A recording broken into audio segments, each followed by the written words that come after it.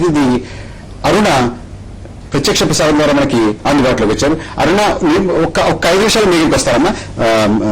ప్రభాకర్ గారు, మీరు ఎలా చూస్తున్నారు? తెరాస కలిసినటువంటి, మాట్లాడినటువంటి, బయట మాట్లాడినటువంటి ఏ రకమైన సంకేతాలు మీకు అందుతున్నాయి?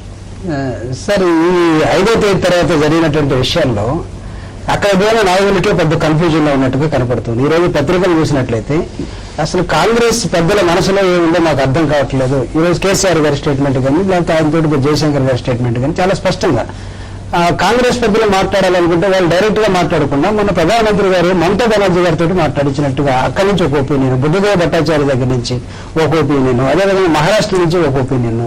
అంటే వాళ్ళు వస్తారు విరుద్ధమైన సంకేతాలు వస్తారు. అంటే ఇందాక మనకి చంద్రశేఖర్ గారు చెప్పారు, వీరు అక్కడ ఆవేళ 5వ తారీఖు సమావేశంలో చిదంబరం గారు చెప్పినటువంటి మాట కానీ, ఆ తర్వాత తెరాస నాయకులు వివిధ నాయకులను కలిసిన తర్వాత వారు చెప్తున్నటువంటిది కానీ చాలా సంతృప్తిగా ఉంది, చాలా పాజిటివ్ గా ఉంది. మేము ముందడుగు వేస్తున్నాము తెలంగాణకి అనేటువంటి అభిప్రాయం కలుగుతుంది వారికి.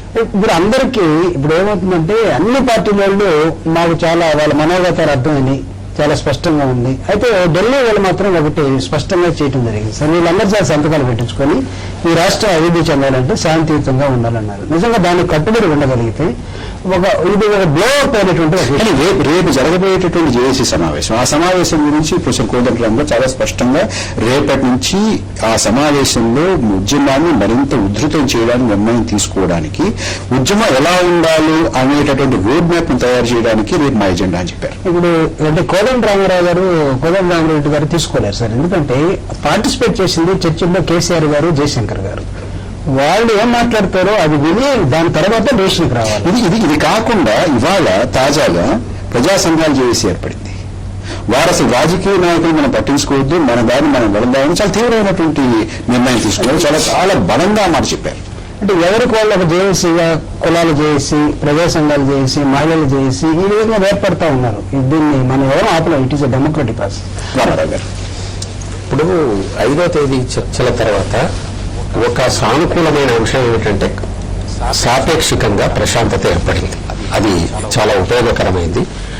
ఆవేశంలో మనం తీసుకునే నిర్ణయాలు ఎప్పుడు సరైన నిర్ణయాలుగా ఉండవు కాబట్టి ఇవాళ కొంత ప్రశాంతత ఏర్పడినందువల్ల ఈ సమస్యను ఒక కొలిక్కి తెచ్చే అవకాశం అయితే కలిగింది. కానీ కేంద్ర ప్రభుత్వం ఏర్పాటు చేసిన చర్చల్లో కేంద్ర ప్రభుత్వ వైఖరి గాని, కాంగ్రెస్ వైఖరి గాని ఇదమితంగా తేలకుండా ఎవరికి కావాల్సిన సూత్రీకరణలను వాళ్ళు చేసుకుంటున్నట్టుగా కనబడుతుంది మనకి. ఒక వైపు నుంచేమో చంద్రశేఖరరావు గారు మళ్ళీ ఈ వేడి చల్లారకుండా ఉండడం కోసం ఢిల్లీ వెళ్లారు. అక్కడ మళ్ళీ ఆయన ప్రయత్నాలు మొదలెట్టారు. ఇంకొక వైపు నుంచి ఇక్కడ జేఏసీ వాళ్ళు రేపు ఉద్యమాలు అంటున్నారు, మళ్ళీ ఉద్యమం తీవ్రతరం చేస్తామని అంటున్నారు. ఇందాక మీరు చెప్పినట్టు ప్రజా సంఘాల జేఏసీలు ఏర్పడినాయి. అంటే తెలంగాణవాదులు మాత్రం ఇప్పటికి కూడాను ఉద్యమ స్ఫూర్తిని ఇప్పట్లో వదిలేటట్టు కనబడడం లేదు. అంటే ఆ తర్వాత కేంద్రం నుంచి ఇంకేవైనా సంకేతాలు వస్తే తప్ప, మరింత స్పష్టమైన సంకేతాలు వస్తే తప్ప ఇక్కడ తెలంగాణలో ఉద్యమ ఊపు ఆగేటట్టుగా మనకు కనబడడం లేదు. అంటే రామారావు గారు, ఇప్పటి వరకు వచ్చినటువంటి సంకేతాలు అటు తెరాసకు కానీ, లేకపోతే తెలంగాణ జేఏసీకి కానీ, తెలంగాణ రాజకీయ జేఏసీకి కానీ, ఇందులో నాయకుడికి ఒక స్పష్టమైనటువంటి సంకేతం వచ్చినట్టుగా అనిపించట్లేదు. ఇందులో రామరెడ్డి గారు మాట్లాడుతూ ఉన్నారు, ఆయన కూడా జేఏసీలో ఉన్నారు, చాలా చురుగ్గా పాల్గొంటున్నారు. ఆయన ఉన్నారంటే తెలంగాణ ఇవ్వడం ఖాయం, రావడం ఖాయం, కేవలం ప్రక్రియ అన్నారు. అంటే ఆయనకి ఆ రకమైన సంకేతం అందింది. ఆయన అందులో భాగంగా ఉన్నారు. మరి ఇంకా అస్పష్టత ఏమిటి? ఇంకా ఉద్యమాన్ని తీవ్రతరం చేయాలి అనేటువంటి మాట ఎందుకు వస్తుంది? ఇంకా అస్పష్టత ఎక్కడుందంటే చిదంబరం గారి ప్రకటన 9వ తేదీ నాటి ప్రకటన నిజానికి తెలంగాణ ఏర్పడుతుంది అన్న ఆశ కల్పించింది. 23వ తేదీ నాటి ప్రకటన మళ్ళీ సంప్రదింపులు అనడంతో ఎవరితో సంప్రదింపులు, ఎట్లాంటి సంప్రదింపులు? నిజానికి టీఆర్ఎస్ మీరు సంప్రదింపులు అనేటువంటి మాట మాట్లాడారు. ఇందాక మీరు రాకముందు అభిషేక్ మను సింఘ్వి గారు, అంటే కాంగ్రెస్ పార్టీ అధిష్టాన అధికార ప్రతినిధి అని ఏమన్నారు మనం చూసాం. అయితే ఒకసారి అరుణ మనకి అందుబాటులోకి వచ్చారు. అరుణ, ఇందాక అభిషేక్ మను సింఘ్వి గారు ప్రెస్ కాన్ఫరెన్స్ మీరు కూడా అటెండ్ అయి ఉంటారమ్మా. ఆయన అన్నటువంటి మాటల ధోరణి మనం ఎలా అర్థం చేసుకోవచ్చు? మీకు ఏమనిపించింది? పరకాల గారు, అదే ప్రెస్ మీట్ ఆయనతో మాట్లాడిన తర్వాత, ఆ ప్రెస్ మీట్ లో మాట్లాడిన తర్వాత మళ్ళీ విడిగా ఆయన ఛాంబర్ లోకి వెళ్ళి కూడా ఇదే అంశం పైన మాట్లాడడానికి వెళ్ళాను. అప్పుడు ఆయన అడిగింది ఏంటంటే అసలు ఈ తెలంగాణ అంశానికి సంబంధించి చంద్రశేఖర్ రావు జనవరి 5వ తర్వాత ఇంతవరకు మళ్ళీ మీడియాతో ప్రాపర్ గా మాట్లాడలేదు. జనవరి 5న ఏం జరిగింది అనే దానిపైన ఆయన ఏం మాట్లాడలేదు. అసలు ఆయనకు సంబంధించి మీరు యాక్టివిటీ ఏం చేస్తున్నారని అడిగాం. అప్పుడు ఆయన అన్న మాట చాలా ఇంపార్టెంట్ స్టేట్మెంట్. ఇంతవరకు తెలంగాణకు సంబంధించి ఏదైతే ఉద్యమం జరుగుతుందో, ఏదైతే యాక్టివిటీ జరుగుతుందో అది ఒక టీఆర్ఎస్ పార్టీకి సంబంధించిందిగా కనిపించింది. కానీ జనవరి 5 తర్వాత అన్ని రాజకీయ పార్టీలు కూడా ఈ అంశానికి సంబంధించి తమ ఒపీనియన్ చెప్పడం జరిగింది. సో ఈ అంశం ఇప్పుడు తెలంగాణ అంశానికి సంబంధించి ఏ ఒక్క పార్టీయో ఒక స్టేట్మెంట్ ఇవ్వటమో, లేకపోతే ఏ ఒక్క పార్టీయో తన అభిప్రాయం మేరకు కేంద్ర ప్రభుత్వం ఇలా నడుచుకోవాలని చెప్పడానికి కుదరదు అనే మాట నేను ఉపయోగించడం జరిగింది. సో ఇప్పుడు తెలంగాణ కేంద్ర ప్రభుత్వం సంబంధించినంత వరకు, కాంగ్రెస్ వ్యూహానికి సంబంధించినంత వరకు నేను మీకు చెప్తున్నాను. కాంగ్రెస్ వరకు ఏంటంటే ఇది మొత్తం ఏదైతే తెలంగాణ ఈ కేసీఆర్ దీక్ష తర్వాత ఏర్పడిన పరిణామాలు ఇవన్నీ టీఆర్ఎస్ పార్టీ ఒక్కరితే ఓన్ సోల్ గా ఇదంతా కూడా తెలంగాణ ఏర్పాటు కోసం మేమే చేస్తున్నామనే పిక్చర్ ఒకటి బయటకు వచ్చింది. కానీ జనవరి 5 తర్వాత 8 రాజకీయ పార్టీలతో సంభాషించిన తర్వాత చిదంబరం చెప్పిన మాట ఏంటంటే 8 రాజకీయ పార్టీలు కూడా విస్తృత చర్చలకు ఒప్పుకున్నాయి. అసలు కాంగ్రెస్ మొదటి వ్యూహం ఏంటంటే 8 రాజకీయ పార్టీలు ముందు ఒక తాటి మీదకి తేవాలి. 7 రాజకీయ పార్టీలు ఒక తాటి మీద నిజంగా కాంగ్రెస్ కు పెద్ద సమస్య కాదు. కానీ టీఆర్ఎస్ ను కూడా అదే వాటి మీదకి రావడం, పర్టికులర్ గా విస్తృత చర్చలకు ఒప్పించడం అనేది బిగ్గెస్ట్ టాస్క్. అది ఈ రోజు కేంద్రం అచీవ్ చేయగలిగింది. సో ఇప్పుడు విస్తృత చర్చలు కావాల్సిన అవసరం ఉందని కేసీఆర్ కూడా స్వయంగా ఒప్పుకున్నారు. కాబట్టి ఈ నేపథ్యంలో విస్తృత చర్చలకు సంబంధించిన మెకానిజం, రోడ్ మ్యాప్ గురించి మాట్లాడుతున్నారు వాళ్ళు. అంతేగాని తెలంగాణ ఇవ్వాలా వద్దా అనే దానిపైన ఇప్పుడు వాళ్ళు మాట్లాడుతున్నారు. విస్తృత చర్చలు అనేవి ఏ విధంగా జరగాలి, దానికి సంబంధించిన మెకానిజం ఎట్లా ఉండాలి, దానికి సంబంధించిన రోడ్ మ్యాప్ ఎట్లా ఉండాలి అనేది మాట్లాడుతున్నారు. నిన్న ప్రధానమంత్రితో కేసీఆర్ కలిసినప్పుడు కూడా తెలంగాణ వెనుకబాటుతనానికి సంబంధించి ఓ 10 పేజీలు ఆయనకి ప్రధానమంత్రికి ఇవ్వడం జరిగింది. ఒక 10 నిమిషాల సమావేశం ఇది. ఈ 10 నిమిషాల సమావేశంలో ఆయన మాట్లాడింది తెలంగాణకు సంబంధించి కమిటీ ఇవ్వాలా, మొదటి నుంచి కూడా టీఆర్ఎస్ వాళ్ళు కమిటీకి సంబంధించి కొంత వ్యతిరేకత వ్యక్తం చేస్తున్నారు. దానికి కారణం ఎందుకంటే గతంలో ఈ కమిటీ ఏదైతే వేశారో, ప్రణబ్ ముఖర్జీ కమిటీ వేశారో అది ఈ తెలంగాణ అంశంపై అన్పాపులర్ అయింది. మళ్ళీ మరో కమిటీ వేస్తే మేము జనాలకు చెప్పుకోలేము అనే మాటను కేసీఆర్ అక్కడ చెప్పడం జరిగింది. కాలపరిమితి ఉండాలనే మాట చెప్పారు. ఎప్పుడైతే కాలపరిమితి అనే మాట వీళ్ళు తెరపైకి తెచ్చారో వెంటనే కమిటీ అనే మాట పైన ఇంచుమించుగా కేంద్ర ప్రభుత్వం దానిపైన దుప్పటి కప్పేసింది. సో ఇప్పుడున్న విస్తృత చర్చలనే హోమ్ మినిస్టర్ కంటిన్యూ చేస్తుంది. అది ఇంకొక విషయం అడగాలి. ఇందాక అభిషేక్ మన్వీ సింగ్ గారు కన్సల్టేషన్, కన్సెన్సస్ వీటి గురించి చాలా విస్తృతంగా చెప్పారు. రకరకాలైనటువంటి దానికి ఉత్పత్తి అర్థాలు, కన్సల్టేషన్ అంటే ఏమిటి, కన్సెన్సస్ అంటే ఏమిటి, ఎవరితో ఎవరు మాట్లాడాలి, ముందు మెజారిటీ అభిప్రాయానికి వ్యతిరేకించే వాళ్ళందరినీ కూడా అభిప్రాయాన్ని తీసుకురావడం, కన్సెన్సస్ చేయడం, దానికోసం కన్సల్టేషన్స్ అనేటువంటి మాట మాట్లాడారు. అసలు ఏమి ఆలోచిస్తున్నారు, దీని గురించి ఏమనుకుంటారు, ఎలా అర్థం చేసుకోవాలి దాన్ని? ప్రభాకర్ గారు, కన్సల్టేషన్స్ అనే మాటని కాంగ్రెస్ వాళ్ళు ఉపయోగించుకున్నంత ట్రిక్కీగా బహుశా ఏ రాజకీయ పార్టీ కూడా ఉపయోగించుకోలేదు. వాళ్ళ ప్రకారం కన్సల్టేషన్స్, ఏకాభిప్రాయం ఇవన్నీ కూడా మెజారిటీ అంటే మన అసెంబ్లీలో ఎన్నైతే సీట్లు ఉన్నా 294 మంది ఉంటే 294 మందిలో మెజారిటీ ప్రజాప్రతినిధులు కనుక తెలంగాణ ఇవ్వాలి అంటే అది ఏకాభిప్రాయం, తెలంగాణ ఏర్పడుతుంది. ఈ 294 మందిలో మెజారిటీ ప్రజాప్రతినిధులు తెలంగాణ ఇవ్వద్దు అని అంటే అది కూడా ఏకాభిప్రాయం, తెలంగాణ ఏర్పడదు. సో ఈ కన్సల్టేషన్స్, కన్సెన్సస్ అనే పదాలు ఏవైతే ఉన్నాయో వీటిని కాంగ్రెస్ పార్టీ ఉపయోగించుకున్నంత ట్రిక్కీగా ఏ రాజకీయ పార్టీ కూడా ఉపయోగించుకోవట్లేదు. అయితే కాంగ్రెస్ ఇంత ట్రిక్కీగా వీటిని ఉపయోగించుకుంటున్నప్పుడు కూడా టీడీపీ గానీ, టీఆర్ఎస్ గానీ, టీఆర్పీ గానీ, లేకపోతే రాష్ట్రంలో ఉన్న లెఫ్ట్ పార్టీలు గానీ కాంగ్రెస్ ని కార్నర్ చేయలేకపోతున్నాయి. ప్రభాకర్ గారు, ఆ విషయాన్ని మాత్రం నేను స్పష్టంగా చెప్తాను. ఈ కన్సల్టేషన్స్, ఏకాభిప్రాయం వీటికి దీటైన సమాధానాలు మాత్రం కాంగ్రెస్ కి కాంపిటేటివ్ పార్టీస్ గా అంటే కాంపిటీషన్ లో ఉన్న ప్రతిపక్షాలు ప్రాపర్ ఆన్సర్ వాటికి కాంగ్రెస్ కి ఇవ్వలేకపోతుంది. ఈ 2 పదాలు కన్సల్టేషన్స్, కన్సెన్సస్, ఏకాభిప్రాయము, అందరితో చర్చలు, విస్తృత స్థాయి చర్చలు ఇవన్నీ కూడా కాంగ్రెస్ ఆడుతున్న జిమిక్స్. వీటికి మాత్రం రాష్ట్రంలో ఉన్న పార్టీలు ఏవి కూడా దీటైన సమాధానం మాత్రం ఇవ్వలేకపోతున్నాయి. ప్రభాకర్ గారు, రేపు ఇక్కడ తెరాస పాలిట్ బ్యూరో మొట్టమొదటిసారిగా అధికారికంగా 5వ తారీఖు చర్చల తర్వాత, అఖిలపక్షం చర్చల తర్వాత ఇక్కడ సమావేశం కాబోతుంది. దాని తర్వాత వెంటనే తెలంగాణ రాజకీయ జేఏసీ సమావేశం కాబోతుంది. అయితే జేఏసీ సమావేశంలో ఏమైనా సరే ఆందోళన ఉధృతం చేస్తామనేటువంటి సంకేతాలు ఇప్పటికే పంపించున్నారు. ఢిల్లీలో దీని గురించి ఆయన మాట్లాడుతున్నారా? దీన్ని have they taken in to account? Prabhakar గారు, ఢిల్లీలో తెలంగాణ అంశానికి సంబంధించి చేమ చిటుక్కుమన్న ప్రతిదీ అబ్జర్వేషన్ లో ఉంది. Congress high command each and everything observation లో పెడుతుంది. అయితే బయటకు మాత్రం అక్కడ ఎన్నో జరుగుతుంటాయి, దానికి సంబంధించి ఇక్కడ మేము ఓవర్ గా రియాక్ట్ అవ్వాల్సిన అవసరం లేదు అని బయటకు ఒక పిక్చర్ అయితే ఇస్తున్నారు. బట్ తెలంగాణకు సంబంధించి అక్కడ ఏం జరుగుతుంది, ఎవరు ఏం మాట్లాడుతున్నారు, చిన్న స్థాయి నాయకుల నుంచి పెద్ద స్థాయి నాయకులు, ఎంపీలు, ఎమ్మెల్యేలు, ఎమ్మెల్సీలు, కింద ఉన్న క్యాడర్, వీళ్ళందరూ కూడా వీళ్ళ మూవ్మెంట్స్ ఎట్లా ఉన్నాయి, ఉస్మానియాలో ఏం జరుగుతుంది, ఇవన్నిటికి సంబంధించి ఎప్పటికప్పుడు ఢిల్లీకి అప్డేట్స్ దొరుకుతూనే ఉన్నాయి.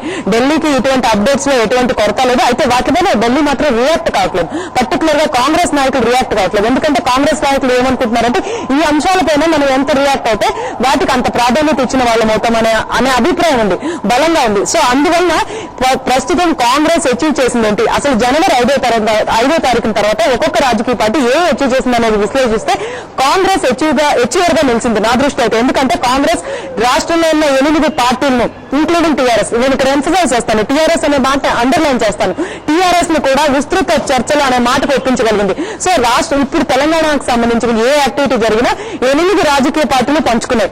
ఏ ఒక రాజకీయ పర్టికులర్ గా టీఆర్ఎస్ మేమే ఇంత చేశామో అని క్లెయిమ్ చేసుకునే పరిస్థితి లేదు. జనవరి 5 తర్వాత, జనవరి 5కు ముందు వేరే పరిస్థితి ఉంది, కానీ జనవరి 5 తర్వాత ఆ పరిస్థితి లేదు. చెప్పండి. అరుణ, ధన్యవాదాలమ్మా. Thank you.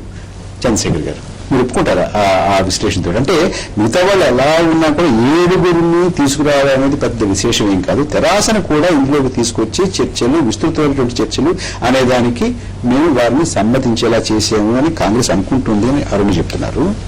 రేపు జేఏసీలో మీరందరూ కలిసి కూర్చున్నప్పుడు అవును చర్చలకి మేము అక్కడ ఒప్పుకున్నాం కాబట్టి, 5వ తారీఖు సమావేశంలో మేము ఒప్పుకున్నాం కాబట్టి, శాంతి స్థాపన కూడా మేము సంతకాలు పెట్టాం కాబట్టి మనం కొంచెం నెమ్మదించాలి, ఆగాలి, ఆలోచించాలి అని చెప్పిపోతారా? దీనిలో ఒకటి తను అరుణ చెప్పినట్లు ఒకటి చాలా స్పష్టంగా మనం మాట్లాడుకోవాల్సింది ఏముందంటే, మొన్న పిలిచిన 8 రాజకీయ పార్టీలు ఏ రాజకీయ పార్టీ ఏ రకంగా దాన్ని అర్థం చేసుకున్నా, ఆ మీటింగ్లకు వెళ్ళని ప్రొఫెసర్ కోదండరాం మాత్రము అరుణ ఇప్పుడు ఏదైతే చెప్పిందో చాలా స్పష్టంగా అంతే ఆయనకు అర్థమైంది అన్నట్టు లెక్క. అంటే నిన్న మొన్న మాట్లాడాలని బట్టి ఆమె ఏదైతే చెప్పిందో అంతా టోటల్ గా ఆమె చెప్పినంత ప్రొఫెసర్ కోదండరాంకు అర్థమైంది. కాబట్టి దాని మీద డెఫినెట్ గా రోడ్ మ్యాప్ వేసుకోవాలి అనే ఆలోచనకు, దీన్ని ఉద్యమాన్ని ఉధృతం చేయాలి అనే ఆలోచనకు ఆయన మాట్లాడుతూ ఉన్నారు. అయితే రేపు డెఫినెట్ గా ఈ 8 రాజకీయ పార్టీలు కూడా దాంట్లో జేఏసీలో రేపు మాట్లాడతారు. ఎవరికి ఎంత అర్థమైంది, ఏమర్థమైంది అనేది రేపు స్పష్టమవుతుంది. అది స్పష్టమైన తర్వాత అప్పుడు కోదండరాం గారు డెఫినెట్ గా ఆ రోజు ఆయన ఏదైతే రోడ్ మ్యాప్ అని చెప్పేసి ఆ రోజు అన్నారో, ఈ రోజు రేపు అదే ఈయన రోడ్ మ్యాప్ కూడా అవుతుంది. ఇప్పుడు ఆయన ఏదైతే రోడ్ మ్యాప్ సంప్రదింపుల కోసం రోడ్ మ్యాప్ అయ్యారు, ఈయన ఉద్యమం గురించి రోడ్ మ్యాప్. అదే అందుకే ఆయన ఏదైతే రోడ్ మ్యాప్ అని ఆయన వేసుకున్నాడో, ఈ రోజు ఆయన అధ్యక్షతన మన ప్రొఫెసర్ గారి అధ్యక్షతన డెఫినెట్ గా రోడ్ మ్యాప్ పడాల్సిందే. దాంతోనే రేపటికి ముందుకు పోవాల్సిన అవసరం వస్తుంది. కాబట్టి ఖచ్చితంగా రేపటి మీటింగ్ లో మనకు చాలా కీలకమై ఉంటది. రేపటి మీటింగ్ తోనే ఎల్లుండి ఏం చేయాలి అనేది కూడా రోడ్ మ్యాప్ తయారవుతుంది. రామ్మోహన్ గారు, మీరు ఏం ఊహిస్తున్నారు? ఇప్పుడు ఆయన రోడ్ మ్యాప్ కి ఈ రోడ్ మ్యాప్ సహకారం ఉంటుందా, లేకపోతే ఈ రోడ్ మ్యాప్ ఇంతటితో ఇది అది చాలా ముఖ్యమైన విషయం. ఎందుకంటే ఈయన రోడ్ మ్యాప్ అంటే ఉద్యమాలు కాదు. ఇప్పుడు ఎందుకంటే అందరూ సంతకాలు పెట్టారు శాంతిని కోరుకుంటున్నాం అనేది. సో కాబట్టి ఇది కొంతకాలం నడుస్తుంది. కాబట్టి ఈ మాట తెరాస అధ్యక్షులు రేపు జరిగేటువంటి జేఏసీలో మేమందరం కూడా అక్కడ శాంతి నెలకొల్పడానికి ఒప్పుకుని వచ్చాము, సంతకాలు పెట్టాము, విస్తృతమైనటువంటి చర్చలకు కూడా మేము ఇక్కడ అంగీకరించి వచ్చాము, కొన్నాళ్ళు ఆగుదాము అనేటువంటి మాట చెప్పే అవకాశం ఉన్నది. ఎందుకంటే నేను ఎందుకంటున్నానంటే టైం తీసుకున్నా కానీ మా ధ్యేయం తెలంగాణ కాబట్టి, అందరితో సంప్రదింపులు జరపాలి కాబట్టి, విస్తృతంగా చర్చించాలనే అందరూ ఏకీభవిస్తున్నారు కాబట్టి అరుణ ఒక పాయింట్ కరెక్ట్ గా చెప్పింది.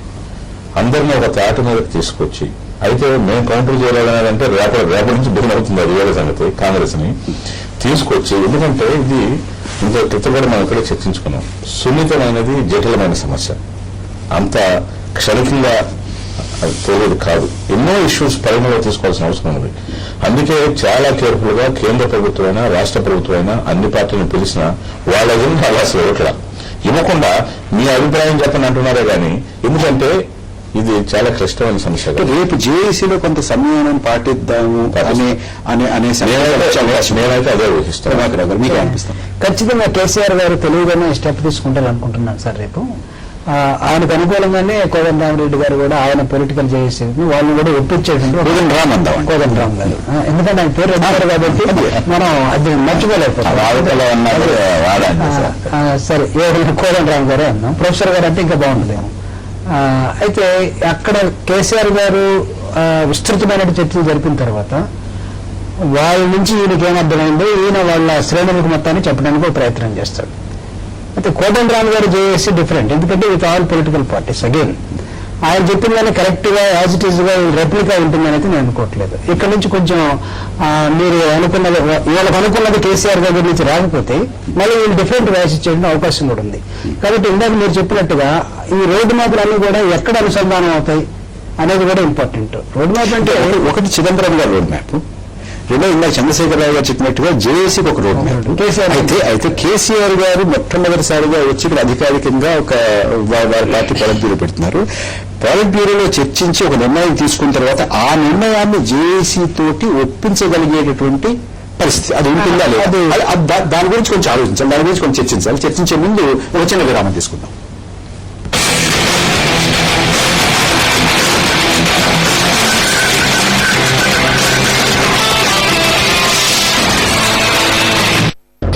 నటన ఏదైతే ఉందో, నా బుర్ర ఏదైతే ఉందో అది కనుకయ్యా ఈ క్రేన్ ఒక్క పరుకులు తెరవయ్యా, టెన్షన్ ఎందుకు దండగా